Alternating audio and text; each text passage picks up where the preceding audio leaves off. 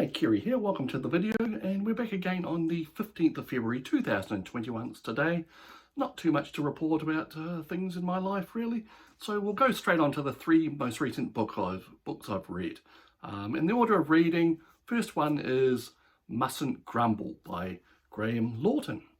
Now this is an interesting little popular science book about the aches and ailments and pains and problems of everyday life that we sort of just look over because they're not serious. Lawton is a writer for the New Scientist magazine. If you're familiar with that publication, you know the kind of style that they have for their writing. It's kind of popular but not dumbed down. Kind of goes into a little bit of depth into the subject scientific topics, and so like I said, Lawton is a writer for that magazine, and this book is on a very similar style. There's 6 different parts divided into areas like the skin or the gut, the infections or that type of thing. And in each one there's about 20-30 different topics covered. Each one is like a little article of its own about each thing, say like twitching eyes or hangnails, all sorts of things which trouble us and bother us, but are not treated as too serious by medical science. I was a little disappointed that it's not. Some of the topics are not treated very much in depth. There's like a slight knowledge of them demonstrated, and he doesn't get too far into the reasons why these things happen. Of course, in many cases, a lot of the ailments that we have every day, medical science just don't know why they occur. So we read a lot of that in this book, unknown what reasons why, but they do happen. It's interesting, but like I said, it's a little slight, a little surface depth. I would have liked to have like interviewed people studying these things and find out what the latest knowledge is on these things, but you don't get a lot of that. And it does get a little repetitive when you read the whole book in a couple of goes like I did, so it's probably a better title to just dip in and out of from time to time while you're have a spare moment to read something interesting. So that's Mustn't Grumble by Lawton. Now the second book that I read recently is this one, Are You My Mother by Alison Bechdel. Now this is her second autobiographical memoir. It is a graphic novel, as you can see.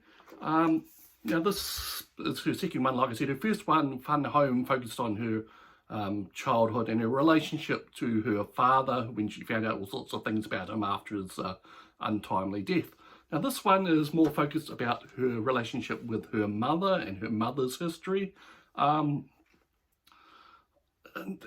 unfortunately, she spends a great deal of this book agonising over whether she should be writing about her family, her mother, father, and what have you. And that kind of detracts from the main line of the story.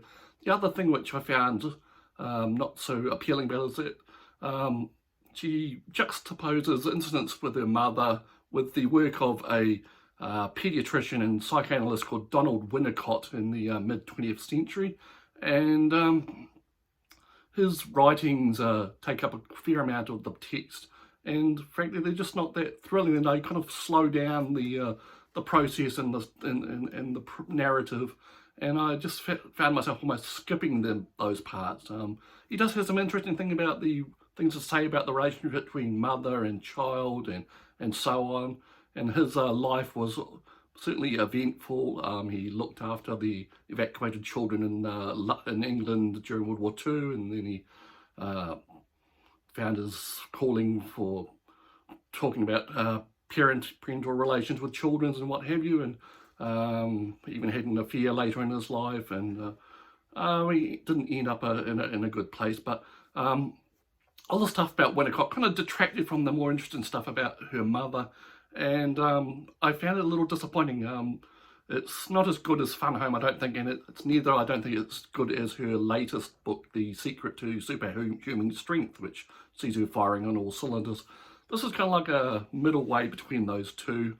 Maybe I was looking for something different. So anyway, like all of her books, it's very well illustrated. Line work's probably not as fine as her later book, but it's still pretty good. And it's divided up into sections. Each section starts with like a retelling of a weird dream she's had, and then she'll break down where the context of that dream came from when her experiences. So, and the other thing is, Fun Home is kind of like black and white with blue washes and highlights. This one has a kind of really brick wash and highlight with the black and white art otherwise. So anyway, that is Are You My Mother by Alison Bechdel. Now, the last book I've read recently was on the Kindle, and excuse me while I try and get the cover up here, and that is Harrow the Ninth by Tamsyn Muir. I'm a little late to the party with this one. It came out in 2020. In 2020, I actually read the first book in this series, which is Gideon the Ninth, and this is the Locked Tomb series it's called now.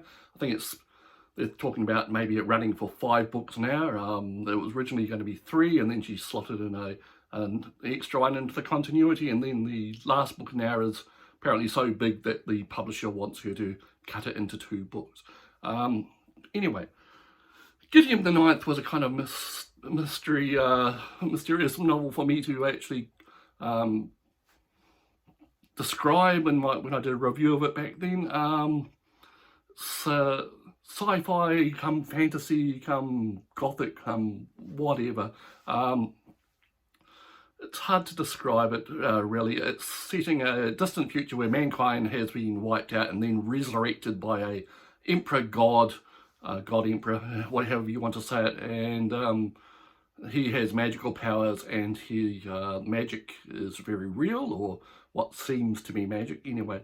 Now, this book, as the title suggests, changes focus from Gideon, who, spoilers here, came to a sticky end in the first book, and focus on Harrow, or Harrow Hark as her full name is, and she's just become, following on from the story in the first book, she's just become a lictor, which is like a necromancer, magician who hangs around with the emperor and does his bidding.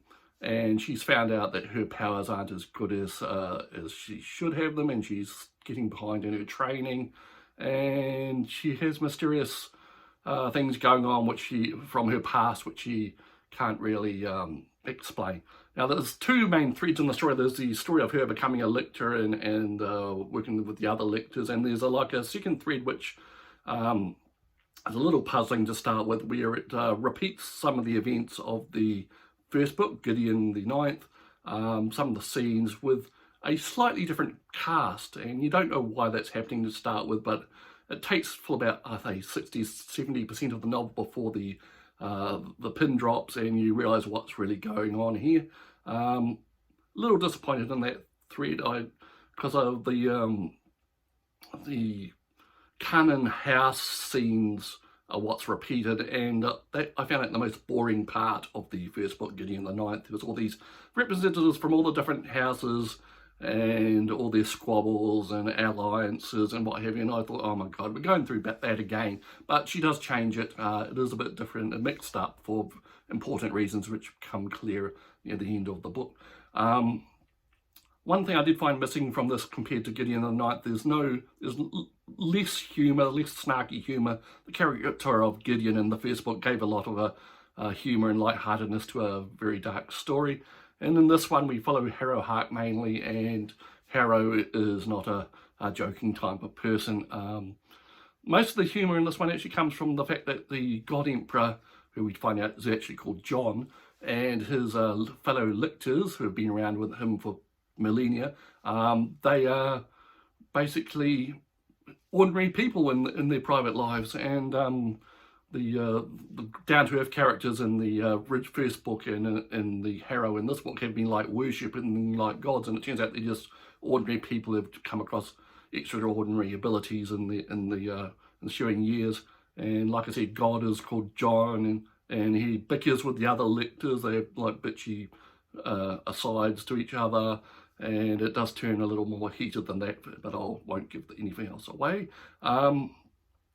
Yeah, so the humour comes with it, that God basically sits here drinking tea and dunking his biscuits, and that's kind of like the humour in it. A lot happens, but I'm finding it a little struggling to take in all the magical systems. There's always these terms like theology, theology, thenergy, and all this type of stuff. And I don't know if Tamsyn Muir has actually written like a Bible for all the magic systems in this book, or if she's just making it up as she goes along. Part of me wants it to all be explained as an advanced science, which is just, you know, as Arthur C. Clarke said, it's so advanced that it looks like magic. That doesn't look like that's happening yet in these stories. I did enjoy the imagination and the verve, the movement of the story that the author writes. She's very great at creating these things.